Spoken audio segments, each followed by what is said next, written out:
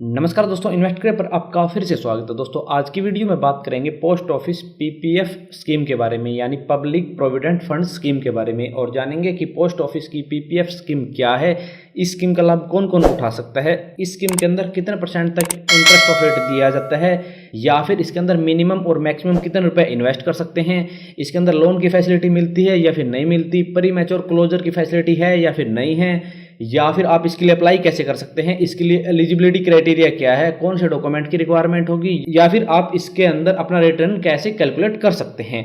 ये सब जानकारी दोस्तों इस वीडियो के अंदर हम आपको देंगे। तो चलिए दोस्तों वीडियो को स्टार्ट करते हैं। और दोस्तों सबसे पहले बात करेंगे पोस्ट ऑफिस पीपीएफ स्कीम के बारे में। तो दोस्तों दी पोस्ट ऑफिस पीपीएफ या फिर पब्लिक प्रोविडेंट फंड स्कीम की बात करें तो ये एक बिना रिस्क की सेफ इन्वेस्टमेंट स्कीम है जो गारंटी रिटर्न और टैक्स बेनिफिट के लिए जानी जाती है।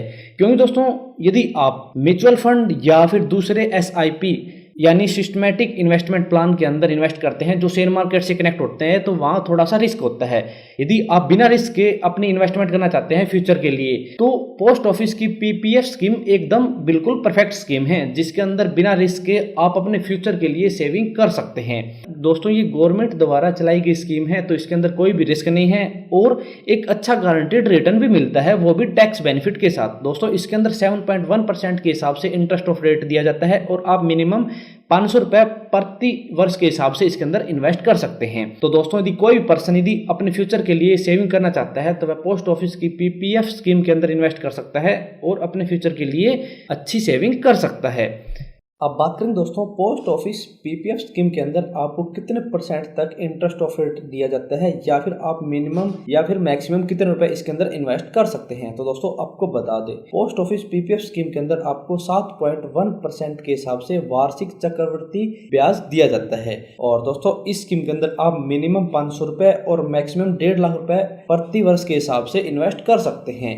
और दोस्तों आप इसके अंदर अपनी पेमेंट ऑनलाइन भी कर सकते हैं और ऑफलाइन भी कर सकते हैं। ऑनलाइन में दोस्तों आप इंटरनेट बैंकिंग थ्रू कर सकते हैं या फिर दूसरे किसी भी तरीके से आप ऑनलाइन पेमेंट कर सकते हैं, और ऑफलाइन दोस्तों आप चेक के थ्रू कर सकते हैं, कैश भी इसके अंदर पेमेंट कर सकते हैं। ऐसे दोस्तों आप इसके अंदर इन्वेस्ट कर सकते हैं और अच्छा रिटर्न इसके अंदर ले सकते हैं।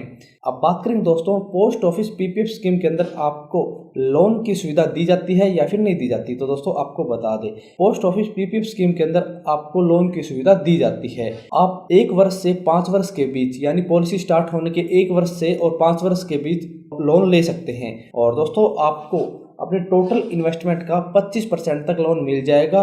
लेकिन दोस्तों आपको बता दें वे लोन आपको 36 मंथ के अंदर चुकाना पड़ेगा और उस लोन की ब्याज दर होगी 1%। और यदि आप वे लोन 36 मंथ के अंदर नहीं चुका पाते तो आपकी ब्याज दर होगी 6% प्रति वर्ष के हिसाब से। तो दोस्तों ऐसे आप यदि 36 मंथ के अंदर लोन की पूरी राशि चुका देंगे तो आपको 1% ब्याज लगेगा प्रति वर्ष के हिसाब से, और यदि 36 मंथ के अंदर आप चुका नहीं पाते और ज्यादा मंथ लेते हैं तो आपको 6% वार्षिक दर के हिसाब से ब्याज देना पड़ेगा।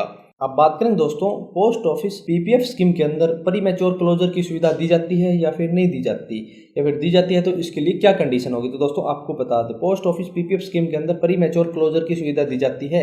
इस स्कीम के अंदर 5 साल के बाद आप खाता बंद कर सकते हैं, यानी अकाउंट बंद कर सकते हैं, लेकिन उसके लिए कुछ कंडीशन होगी। जैसे एक तो अकाउंट होल्डर की पत्नी या फिर बच्चे को कोई जानलेवा बीमारी हो चुकी है, या फिर उच्च शिक्षा देनी हो बच्चों को, तो उसके लिए अकाउंट बंद कर सकते हैं। ऐसे कुछ कंडीशन होती है जिसके तहत आप प्री मैच्योर क्लोज कर सकते हैं और अपनी राशि निकलवा सकते हैं। अब बात करें दोस्तों पीपीएफ स्कीम के अंदर किस स्थिति के अंदर खाता बंद हो सकता है। तो दोस्तों आपको बता दें पोस्ट ऑफिस पीपीएफ स्कीम के अंदर यदि अकाउंट होल्डर इसकी मिनिमम इन्वेस्टमेंट 500 रुपए जमा नहीं करता तो पीपीएफ खाता बंद हो जाता है। लेकिन दोस्तों यदि अकाउंट होल्डर अपना खाता ओपन करवाना चाहे तो वह अगली डेट के ऊपर 500 रुपए प्लस 50 रुपए देकर अपना खाता रिन्यू करवा सकता है और ओपन चालू करवा सकता है। लेकिन दोस्तों यदि कोई भी खाता एक बार बंद हो जाता है तो उसके अंदर कोई भी लोन की सुविधा नहीं मिलती और उसमें कुछ एक्स्ट्रा सुविधा उस अकाउंट होल्डर को नहीं दी जाती। तो दोस्तों आप ध्यान रखें, ना तो डिफॉल्ट होए और ना ही खाता अपना बंद करवाएं, और समय पर मिनिमम इन्वेस्टमेंट इसके अंदर करते रहें।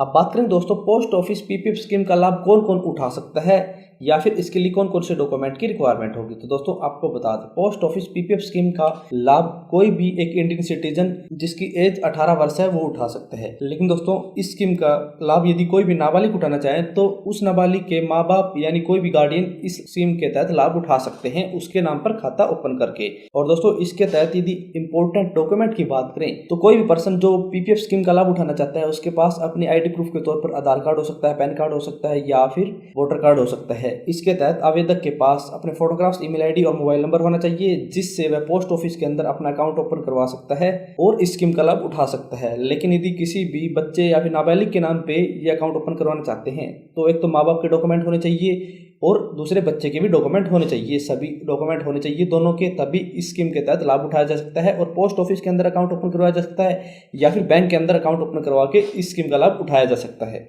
अब बात करेंगे दोस्तों पोस्ट ऑफिस पीपीएफ स्कीम के तहत आपको टैक्स बेनिफिट मिलते हैं या फिर नहीं मिलते। तो दोस्तों आपको बता दें, पोस्ट ऑफिस पीपीएफ स्कीम के तहत आपको टैक्स बेनिफिट मिलते हैं और आपको अंडर सेक्शन 80C के तहत आपको टैक्स के अंदर छूट मिलती है और ये जो भी इनकम है वो टैक्स के अंदर नहीं आती और टैक्स छूट के दायरे के अंदर ये इनकम आती है, तो आपको कोई टैक्स नहीं देना पड़ता और आप टैक्स फ्री इन्वेस्टमेंट कर सकते हैं और अच्छा रिटर्न इसके अंदर ले सकते हैं।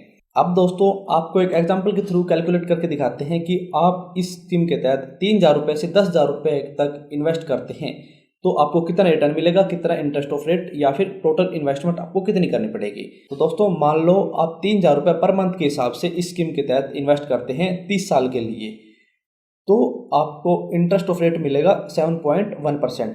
इसके बाद आपकी टोटल इन्वेस्टमेंट हो जाएगी 10,80,000 रुपये और आपको मैच्योरिटी पर टोटल रिटर्न मिलेगा 37,08,219 रुपये।